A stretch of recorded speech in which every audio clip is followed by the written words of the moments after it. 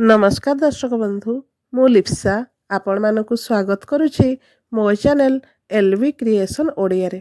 आज आपण मानक पई नै आसीछि एक सुंदर कहानी।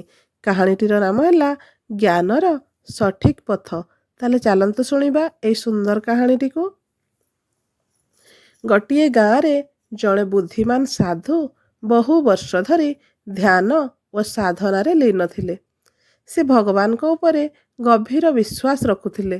थरे हठात भयंकर वर्षा हैला। नदी रे पानी पूर्ण होई गाँ आड़कू माड़ी आसिला। लोके जीवन बंचाइबाकू दौड़ी पलाउथिले। सेई समय रे जड़े लोक दौड़ी आसी साधु को कहिला, बाबा बन्या आसीगलाणी, दयाकरी एठारू चली जाआंतु।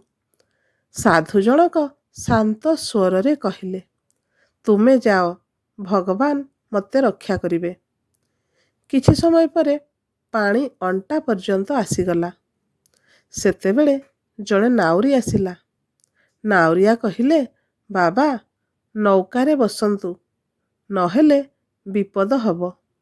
किंतु साधु जनक पुणी कहिले, मोर भरोसा भगवान को ऊपरे अछि। शेषरे पानी आउ बढ़ीगला। साधु जनक गोटिए गछ उपरकू चढ़ीगले। सेतेबेले उद्धारकारी दलर हेलिकॉप्टर आसी दौड़ीटीए तलकू फिंगिला। तथापि साधु कहिले, भगवान मते निजे बंचाइबे। अवशेषरे सेही साधु जनक बन्यारे भासीगले। मृत्यु परे से भगवान को पचारिले, प्रभु मु सारा जीवन आपण को स्मरण कली, तेबे आपण मते काहींकी बंचाइले नाही। भगवान हसी हसी कहिले, मु तुमको बंचाइबाकू 3 थर साहाଯ୍ୟ पठाइथिली।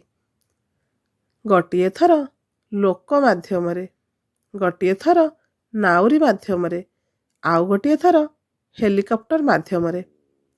साहाଯ୍ୟ सबुबेले विभिन्न रूपरे आसे, चिन्हिबा तुमर काम। एथिरू आमे शिखिले जे भगवान आमको साहाଯ୍ୟ करंती, किंतु केतेबेले कोउ रूपरे आमे जानी पारि नथांती। अंध भरोसा नुहे, सठिक समय रे सठिक सिद्धांत हेउची सत्य ज्ञान।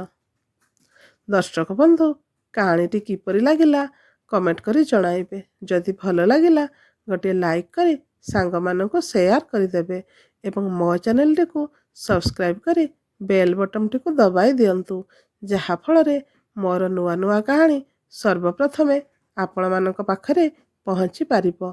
आज पई एठी रहिली, देखा हबो आउ गोटे नुआ कहानी सहित। रहिली, जय जगन्नाथ।